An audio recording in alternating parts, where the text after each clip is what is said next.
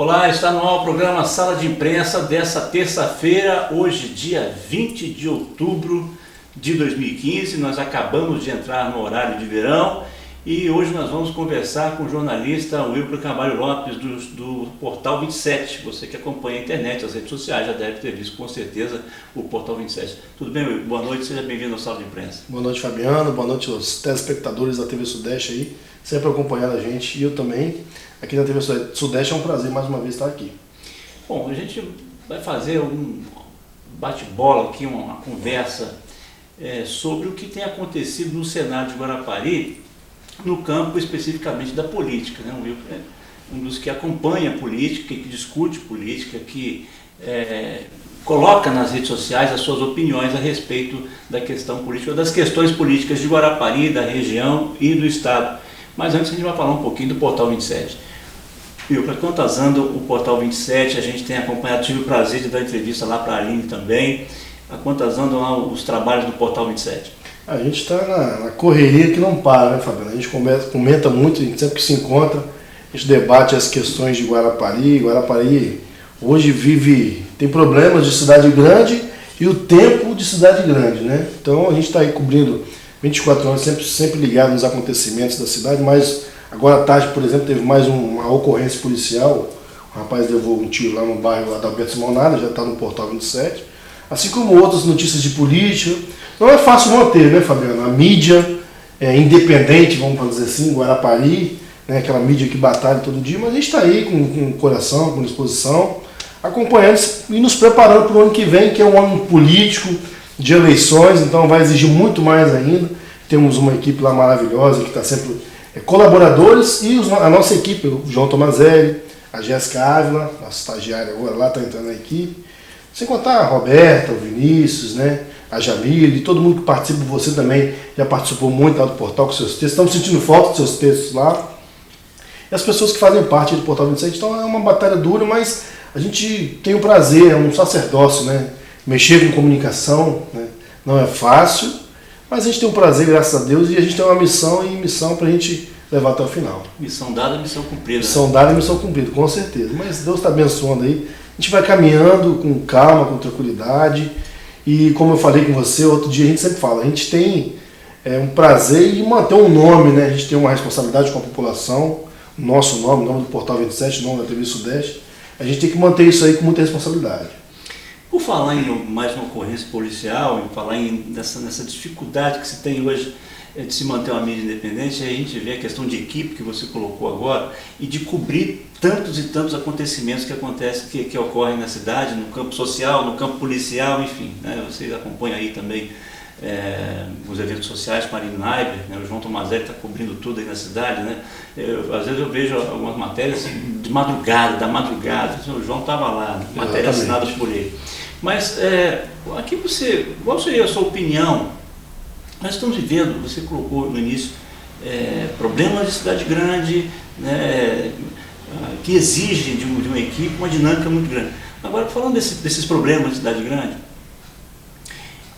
qual seria a sua opinião?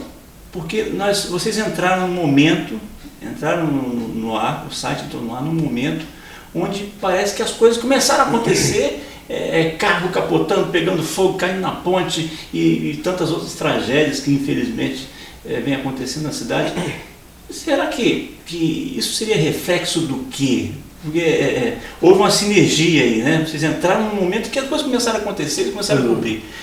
A que você atribuiria esses acontecimentos na cidade? Olha, Fabiano, a gente conversa muito, realmente Guarapari está vivendo um momento muito diferente. Guarapari tem um histórico de lendas, muitas coisas que acontecem, mas a gente vive realmente um momento muito complicado, conturbado. Mistura-se a crise econômica que nós vivemos, mistura-se uma administração que que realiza a sua primeira administração sem uma certa experiência, o próprio prefeito não tem muita experiência. Tivemos uma renovação na Câmara Municipal que as pessoas até estão duvidando se for uma renovação positiva. Então a cidade vive toda uma mudança, eu acho que já foge do que a gente acredita assim, no beabá, no normal, já foge daquilo que a gente pode mensurar. Então realmente Guarapari está num momento diferente. Eu escrevi um texto, eu acho que é isso que você se refere também, né, que a gente está vivendo um momento muito conturbado em Guarapari. Como você falou, carros voando pela ponte, acidentes trágicos na cidade. Eu sou uma pessoa cristã, você também é. A gente às vezes até pensa, poxa, acho que precisamos orar um pouquinho mais por Guarapari.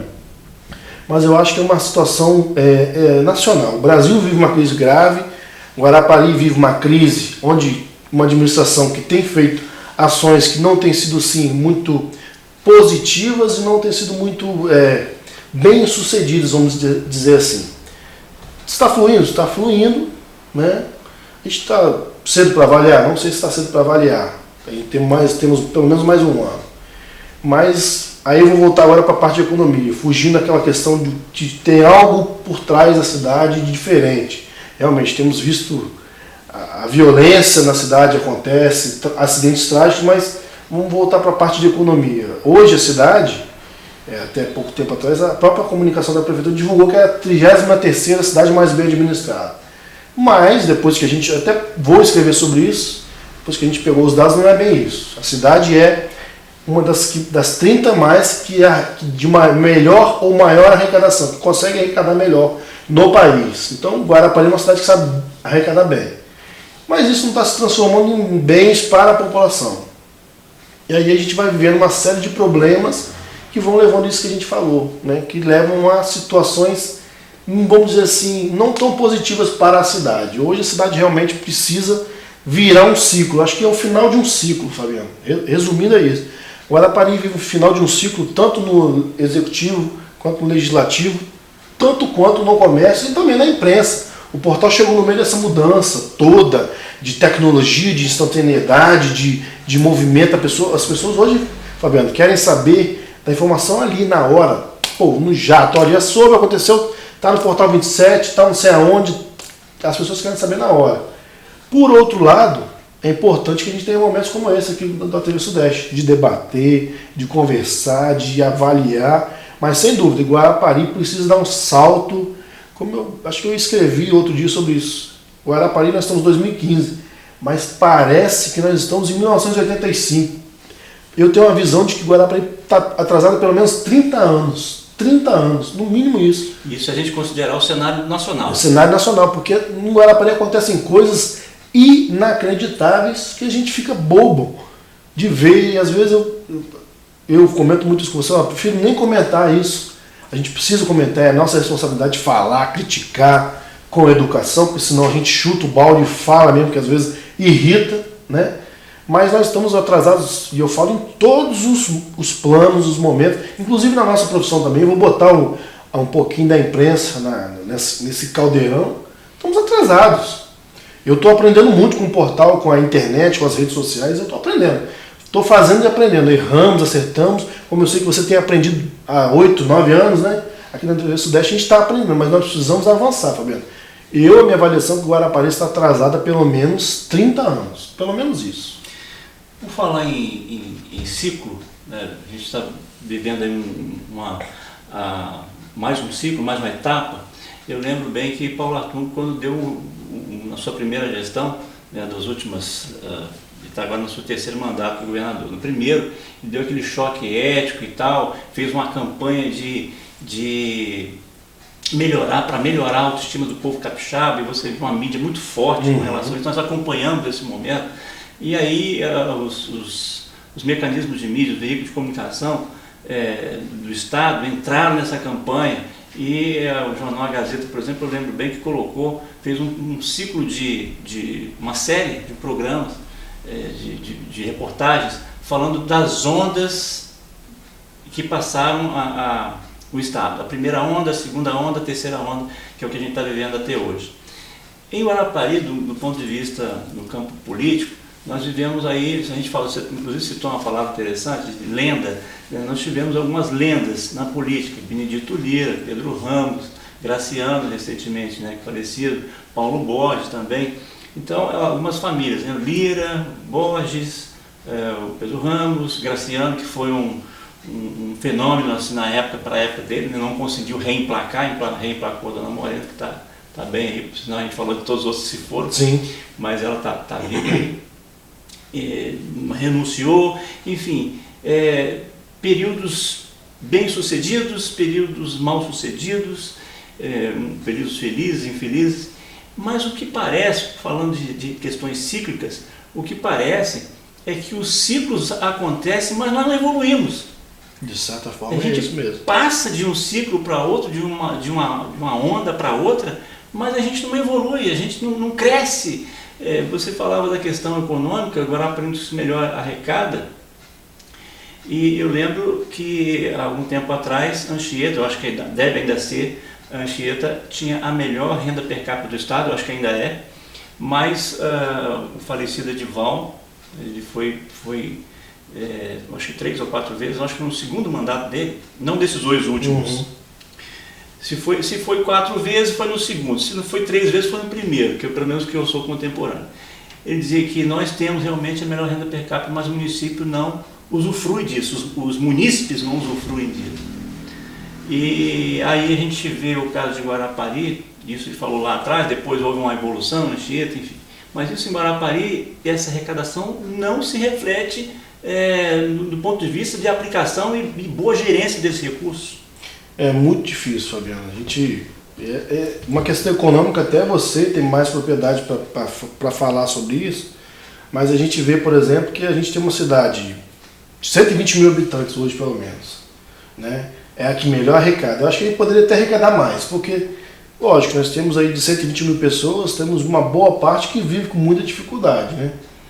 E, por exemplo, o IPTU de Guarapari é um dos... Guarapari arrecada melhor IPTU no estado. Está nos primeiros lugares, se não estiver em primeiro lugar. Na arrecadação especificamente de IPTU, né?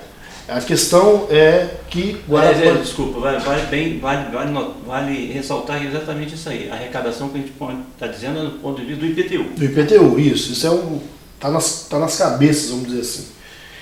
Mas, hoje em Guarapari, nem todo mundo paga seu IPTU. Então, boa parte da população não paga o IPTU, que, diga-se de passagem, aumentou a mais de 100% ainda na gestão do Edson Magalhães. Teve um aumento de IPTU muito grande de 2012 ou 2011, se não me engano. Quase dobrou a arrecadação de IPTU, mas nem todo mundo paga. Então, assim, às vezes as pessoas cobram muito, mas também tem que contribuir. Eu sei que você paga os seus impostos aqui na TV Sudeste, como a gente paga lá no portal, e não é barato, caro pagar os impostos, mas muita gente que vê os impostos paga de uma outra tipo de forma, porque a gente paga imposto de qualquer situação, né? A gente respirando está pagando imposto. Mas a gente não vê isso chegar de volta, né, para a sociedade. Como? Eu vou no posto de saúde, eu tenho remédio, eu tenho um bom atendimento, eu tenho um médico atendendo. Isso é muito difícil. As pessoas também têm que acordar, porque até alguns anos atrás o importante era ter um asfalto na frente da rua. Asfaltou, tá bom, tá muito tranquilo. Se tem um médico, tem escola, não me interessa. Asfaltou aqui, minha rua tá bonita. Então, isso precisa fluir para a população. Como que se faz isso? Aí o gerente, o prefeito tem que saber isso. Saber como é que flui. A prefeitura fala que paga muito imposto não, muitas dívidas de outras administrações. Tá? Precisa ser um pouquinho mais transparente também. Que dívidas são essas? Como é que é pago? O que é arrecado? Hoje eu não sei, nós não sabemos qual é a arrecadação oficial do município. E além de arrecadação, o que paga, o que gasta. Por exemplo, eu perguntei outro dia para poder fazer essa questão, quantos funcionários públicos nós temos? Não recebi a resposta. Soube em off, depois que são cerca de 5 mil funcionários. 2 ou 3 mil efetivos e o resto comissionado. Então, essas coisas, e existe uma lei da transparência hoje muito forte, precisam ser claras, a população precisa saber, até porque para poder ajudar, eu vou colaborar, vou pagar meu imposto. A gente sabe que o Brasil é um país que tem impostos, né, exageradamente, mas isso precisa se refletir. A população é muito grande, não dá conta, então vamos fazer uma situação que isso funcione. Agora, não é criando imposto para o turista, por exemplo. Não é por aí. Mesmo que seja para questões ambientais, né, acho que você vai tocar nesse assunto também depois, mas eu acho que não é penalizar o turista ou penalizar quem vem, e também não penalizar o morador. É fazer que ele veja aquilo que ele está pagando retornando. Eu acho que isso é básico no Brasil, né, Fabiano? Tudo bem, a gente está conversando com o Wilker Carvalho Lopes do portal 27, daqui a pouco a gente volta com sala de imprensa, até já.